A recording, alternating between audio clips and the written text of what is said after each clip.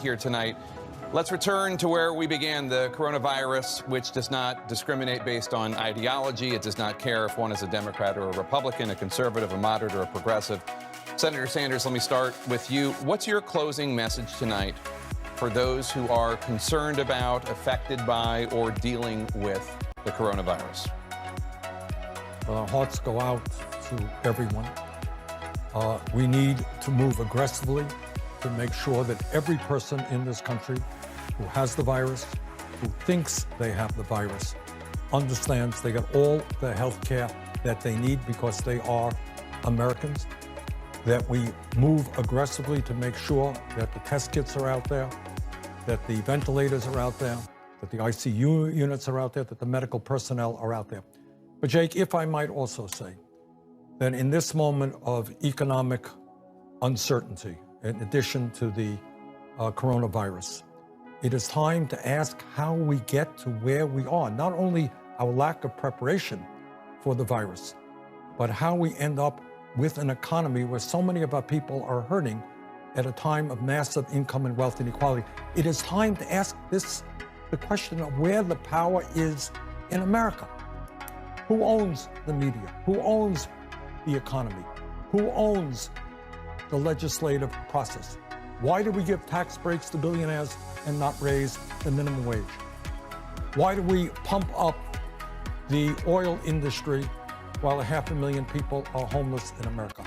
This is a time to move aggressively, dealing with the coronavirus crisis, to deal with the economic fallout, but it's also a time to rethink America and create a country where we care about each other rather than a nation of greed and corruption, which is what is taking place among the corporate elite. Thank you, Senator Sanders. Vice President Biden, what's your closing message tonight for those concerned about, affected by, or dealing with this virus? Number one, as I said at the outset, I just can't imagine what people are going through right now who have lost someone already. I can't imagine what people are going through when they have a mom. For example, a good friend of ours is sitting outside the window of a nursing home where her mom is because she can't go in, trying to do sign language to her mom and through the window to be able to talk to her. I can't imagine the fear and I can't imagine the fear and concern people have. Number one of the things that I think we have to understand is that this is an all hands on deck. This is, as someone said, maybe it was you, Jake, at the outset, this is bigger than any individual. This is bigger than yourself. This is about America. This is about the world. This is about how we bring people together and make the kind of sacrifices we need to make to get this done. And so first and foremost, what we have to do is start to listen to the science again. As I said, what we did, we met, and what I'd be doing today, I'd be sitting down in the Situation Room literally every day like we did at the outset of other crises we had when we were in the White House, and pulling together the best people in not just the United States, the world, and say, what are the prescriptive moves we have to take now to lessen this virus, to beat it, to go to the point where we can save more lives, get more people tested, get more people the kind of care they need.